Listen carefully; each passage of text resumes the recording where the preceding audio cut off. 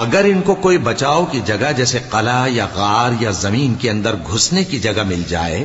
تو اسی طرف رسیاں توڑاتے ہوئے بھاگ جائیں۔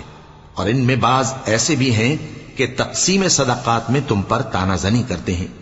اب اگر ان کو اس میں سے خاطر خواہ مل جائے تو خوش رہیں، اور اگر اس قدر نہ ملے تو جھٹ خفا ہو جائیں۔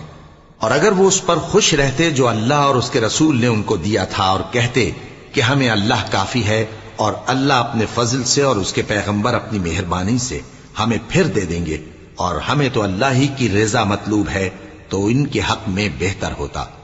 صدقات یعنی زکوٰۃ و خیرات تو مفلسوں اور ناداروں اور کارکنان صدقات کا حق ہے، اور ان لوگوں کا جن کے دل جیتنا منظور ہے، اور غلاموں کے آزاد کرانے میں، اور قرض داروں کے قرض ادا کرنے میں، اور اللہ کی راہ میں، اور مسافروں کی مدد میں بھی یہ مال خرچ کرنا چاہیے۔ یہ مصارف اللہ کی طرف سے مقرر کر دیے گئے ہیں، اور اللہ جاننے والا ہے، حکمت والا ہے۔ اور ان میں بعض ایسے ہیں جو پیغمبر کو ایذا دیتے ہیں اور کہتے ہیں کہ یہ شخص نرا کان ہے۔ ان سے کہہ دو کہ وہ کان ہے تو تمہاری بھلائی کے لیے،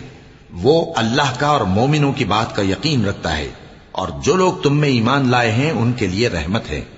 اور جو لوگ اللہ کے رسول کو رنج پہنچاتے ہیں ان کے لیے عذاب علیم تیار ہے۔